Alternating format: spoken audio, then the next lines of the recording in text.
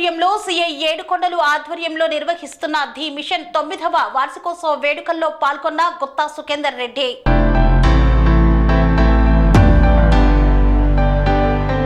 హైదరాబాద్ పట్టణంలోని పొట్టి శ్రీరాములు తెలుగు యూనివర్సిటీలోని ఎన్టీఆర్ ఆడిటోరియంలో సిఐ ఏడుకొండలు ఆధ్వర్యంలో నిర్వహిస్తున్న ది మిషన్ 9వ వార్షికోత్సవ కార్యక్రమానికి తెలంగాణ శాసన మండలి చైర్మన్ గుత్తా సుఖేందర్ రెడ్డి ముఖ్య అతిథులుగా హాజరయ్యారు. నిరుపేద విద్యార్థులకు ఉచితంగా ఆన్లైన్ మరియు ఆఫ్లైన్ ద్వారా క్లాసులు అందిస్తున్న ఏడుకొండల్ని వారు సన్మానించారు. అలాగే ది మిషన్ సంస్థ ద్వారా ప్రభుత్వ ఉద్యోగాలు పొందిన విద్యార్థులను సన్మానించి అభినందించారు. అనంతరం ఈ కార్యక్రమంలో గుత్తా సుఖేందర్ రెడ్డి మాట్లాడుతూ యువత సరైన లక్ష్యాన్ని ఎంచుకొని పట్టుదలతో ముందుకు వెళుతూ విజయాన్ని సాధించాలని సూచించారు. నేను సాధించలేను, నాతో ఇది కాదు అని నిరాశ చెందకుండా ప్రక్క ప్రణాళికతో పట్టుదలతో ముందుకు వెళితే విజయం మీ సొంతం అవుతుందని ఆయన తెలిపారు. 2004లో శాసనసభకు పోటీ చేసినాను. 2004లో శాసనసభకు పోటీ చేస్తే అప్పులై ఇల్లు కూడా అమ్ముకోవాల్సిన పరిస్థితి వచ్చింది. ఇట్లా మళ్ళీ రెండోసారి ఎంపీ అయినాను. 9లో 14లో అయినాను.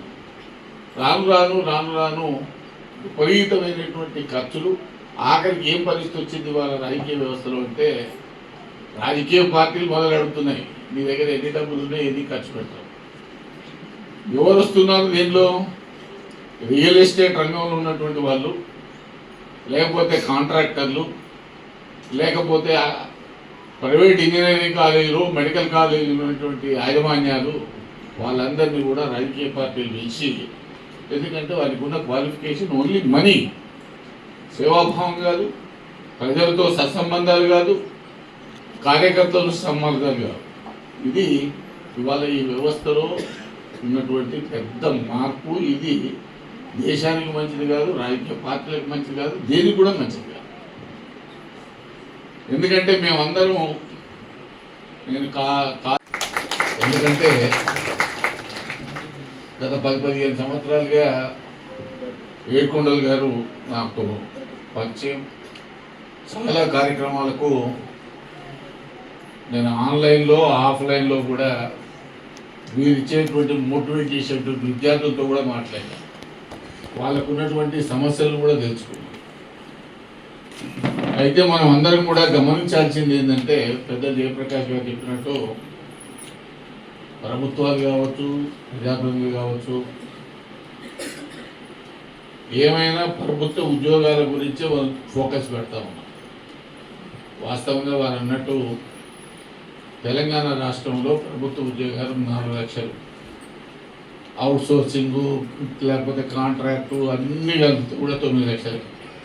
మన జనాభా 4 కోట్లు. ప్రభుత్వాలు కూడా మన ముఖ్యమంత్రి గారి ఉపన్యాసంలో మనకు సాలీన నెలల వారీగా వచ్చేటువంటి బడ్జెట్ 18,500 కోట్లు.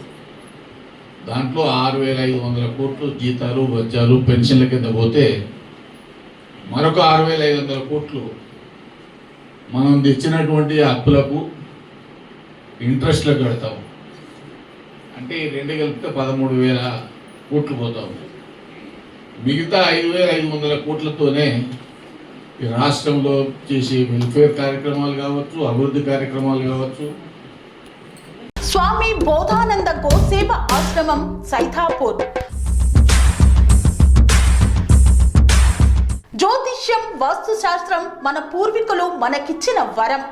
దుర్గాదేవి, కాలభైరవ ఉపాసనతో వాక్సిద్ధి పొందిన శ్రీ శ్రీ బోధానందగిరి స్వామివారు మీకు ఎలాంటి సమస్యలున్నా, వాటిలో ముఖ్యంగా ధన నష్టం, ఆరోగ్య నష్టం, భార్యాభర్తల మధ్య గొడవలు, ప్రేమించుకున్న వారు దూరం అవడం, ఎన్ని సంబంధాలు వచ్చినా పెళ్లి ముడి పడకపోవడం, రోడ్డు ప్రమాదాలు, అప్పుల బాధలు, వ్యవసాయంలో నష్టాలు, పెద్దల మాట పిల్లలు వినకపోవడం, ఆరోగ్య శాంతి, గృహశాంతి, మనశ్శాంతి లేకపోవడం, ఇలాంటి సమస్యలు ఉన్నట్లయితే ఒక్కసారి స్వామీజీని కలవండి. మీ సమస్యలకు తగిన పరిష్కారాన్ని పొందండి. అంతేకాక అన్ని రకాల వ్యాధులకు గోపంచకవ్య మరియు మూలికా వైద్యం చేయబడును. నమ్మకంతో రండి, ఆయురారోగ్యాలతో వర్ధిల్లండి.